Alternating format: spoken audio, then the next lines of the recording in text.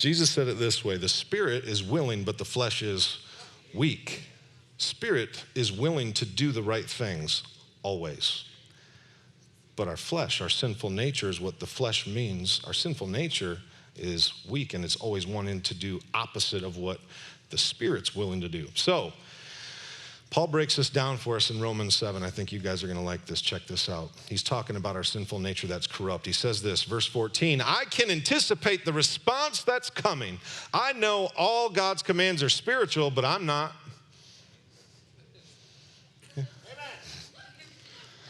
Isn't this also your experience? Yes. I'm full of myself. Mm-hmm. After all, I've spent a long time in sin's prison. What I don't understand about myself is that I decide one way, but then I act another, doing things that I absolutely despise. Can anyone relate? Yes. Tell someone next to you, you can relate. So, he goes on, he says this, so if I can't be trusted to figure out what is best for myself and then do it, it becomes obvious that God's command is necessary. Now catch this. But I need something more. For if I know the law but still can't keep it, and if the power of sin within me keeps sabotaging my best intentions, I obviously need help. I realize that I don't have what it takes. I can will it, but I can't do it. Are we still relating to Paul, people? I decide to do good, but I really don't do it. And I decide not to do bad, but then I do it anyway. This is the Apostle Paul talking about himself. This is crazy talk. Don't make me have your neighbor slap the religion out of you. You get, I'll do it if I have to. Okay?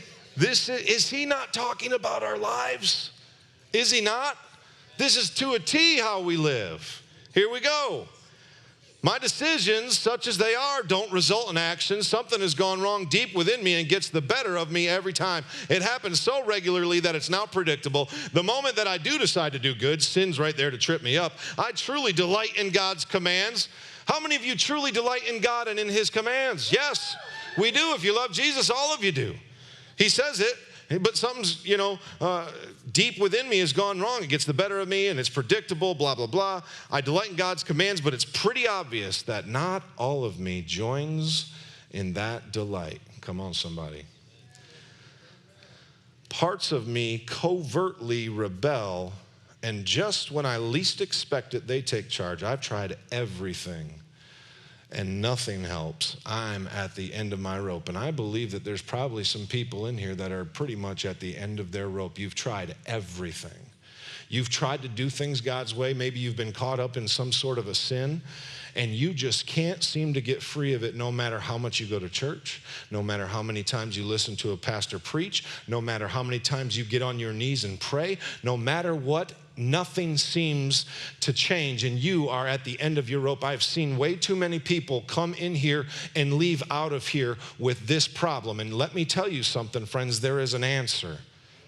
There is an answer, and Paul's going to give it to us. And here's what he says. The answer, thank God, is that Jesus Christ can and does. He says, is there no one that can do anything for me? Jesus Christ can and does. Jesus Christ can and does help you even when you're at the end of your rope, friends, especially when you're at the end of your rope.